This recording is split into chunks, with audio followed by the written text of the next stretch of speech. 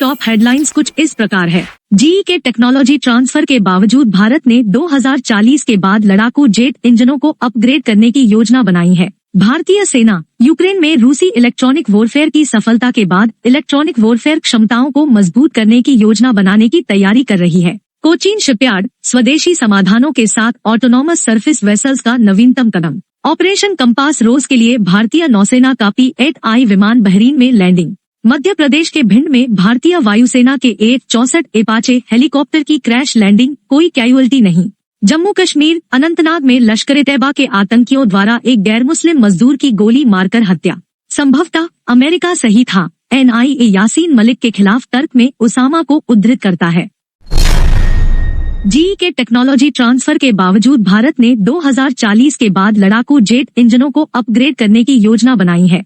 2040 के बाद नए इंजन पर स्विच करने की योजना पहले से ही चल रही है, जो भारत के प्रगतिशील लड़ाकू जेट इंजनों की पुरस्कार करती है, ताकि वे बढ़ी हुई शक्ति की मांग को पूरा कर सके और नए उच्च ऊर्जा वाले हथियार प्रणालियों को अपनाने में सक्षम हो। F-414 जीई इंजन उद्योग के लिए महत्वपूर्ण है, लेकिन तेजस मार्क II, TDBF और AMCA कार्यक्रमों के लिए भारत को अधिक शक्तिशाली 110 किलोन्यूटन टिकाऊ इंजन के लिए आगामी स्विच की उम्मीद है। भारत वर्तमान में 3 समयानुसार लड़ाकू जेट कार्यक्रम में लगा हुआ है, जहां अग्रसरता और तेजस मार्क II और TDBF कार्यक्रमों के लिए नया 110 किलोन्यूटन टिकाऊ इंजन अवश्य आवश्यक है। इस योजना के अंतर्गत AMCA मार्क II वेरिएंट के लिए एक नया 110 से 120 किलोन्यूटन टिकाऊ इंजन विकसित किया जा रहा है। इस इंजन की उत्पादन की उम्मीद 2035 के आसपास है और जब यह उपलब्ध हो जाएगा तो यह AMCA मार्क I में पहले और तेजस मार्क II और TDBF जेट्स में उनके इंजन अपग्रेड साइकिल के दौरान F-414 इंजनों का उपयोग करेगा। इस स्ट्रेटेजिक कदम से स्केलिंग के बाद 2035 के आसपास उत्पादन शुरू होगा और यह तब उपलब्ध होगा जब यह AMCA मार्क I में इंजन अद्यतन चक्र के दौरान और उसके बाद तेजस मार्क II और TDBF जेट्स में F-414 इंजन की जगह लेगा। यह स्ट्रेटेजिक कदम सिर्फ आर्थिक मामलों का ही फायदा नहीं उठाता है, बल्कि इन लड़ाकू जेट कार्यक्रमों की भविष्य की शक्ति आवश्यकताओं की पूर्ति भी सुनिश्चित करता है।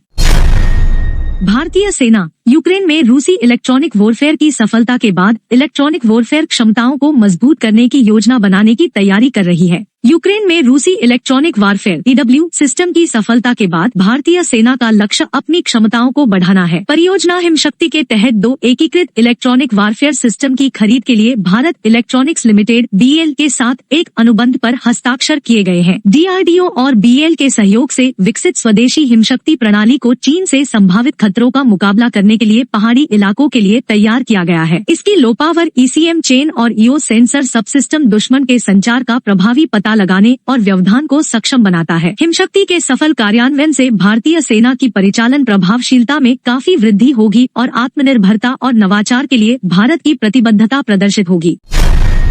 कोचीन शिपयार्ड स्वदेशी समाधानों के साथ ऑटोनॉमस सरफेस वेसल्स का नवीनतम कदम। कोचीन शिपयार्ड भारत की प्रमुख जहाज निर्माण और रखरखाव सुविधाओं में से एक उदार स्वतंत्र सतह जहाज ASV पायलट परियोजना की शुरुआत कर रहा है। यह पहल महासागरीय प्रौद्योगिकी क्षेत्र में महत्वपूर्ण प्रगति की प्रतीक्षा करती है, जहां कोचीन शिपयार्ड स्वदेशी IRS कक्षा स्वीकृत विपणनीय और सुरक्षा उपयोग के लिए समाधान विकसित कर रहा है। इस परियोजना के माध्यम से कोचीन शिपयार्ड उन्नत प्रौद्योगिकियों का उपयोग करके स्वयं प्रभु सतह जहाज विकसित करने का लक्ष्य रखता है, जो विभिन्न समुद्री स्थितियों में कुशलतापूर्वक और प्रभावी तरीके से संचालित कर सकते हैं। ऑपरेशन कंपास रोज के लिए भारतीय नौसेना का P-8I विमान बहरीन में लैंडिंग। INS हंसा से भारतीय नौसेना के P-8I विमान ने कंबाइंड मैरीटाइम फोर्स CMF के तहत ऑपरेशन कंपास रोज में भाग लेने के लिए बहरीन अंतर्राष्ट्रीय हवाई अड्डे पर ऐतिहासिक लैंडिंग की। उन्होंने भाग लेने वाले देशों के प्रतिनिधियों के साथ बातचीत की। P-8I स्क्वाड्रन के commanding officer commander Amit Mahapatra ने संयुक्त अभियानों पर चर्चा करने के लिए बहरीन में भारत के राजदूत महामहिम पीयूष श्रीवास्तव और commander CMI VADM Brad Cooper से मुलाकात की। P-8I विमान का बेड़ा भारतीय नौसेना की सेवा करने वाले बोइंग के P-8I पोसीडन का एक प्रकार है। मध्य प्रदेश के भिंड में भारतीय वायुसेना के F-64 एपाचे हेलीकॉप्टर की क्रैश लैंडिंग, कोई कैजुअल्टी नहीं। मध्य प्रदेश के भिंड जिले में सोमवार को एक भारतीय वायुसेना EF के विमान ने क्रैश लैंडिंग की, एक पुलिस अधिकारी ने बताया। उन्होंने कहा कि इसमें कोई मौत नहीं हुई। मुझे पता चला कि विमान क्रैश लैंडिंग की है। इस लैंडिंग में किसी की मौत या चोट नहीं हुई। पुलिस के चंबल क्षेत्र के इंस्पेक्टर जनरल एस सक्सेना ने पीटीआई से फोन पर कहा। भिंड के superintendent of police Manish Khatri ने इस घटना पर बात करने से इनकार करते हुए कहा कि यह एएफ के प्रवक्ता इसके बारे में सूचित करेंगे। जम्मू कश्मीर अनंतनाग में लश्कर-ए-तैयबा के आतंकियों द्वारा एक गैर मुस्लिम मजदूर की गोली मारकर हत्या। लश्कर-ए-तैयबा के आतंकवादियों ने जम्मू कश्मीर के अनंतनाग जिले में एक गैर मुस्लिम कार्यकर्ता को दूध खरीदने जाने पर गोली मारकर मार दिया। पुलिस ने घटना की जांच शुरू कर दी है और लश्कर-ए-तैयबा के कश्मीर फ्रीडम फाइटर के आरोप में जांच की जा रही है। उमर अब्दुल्लाह ने इस हमले की निंदा की।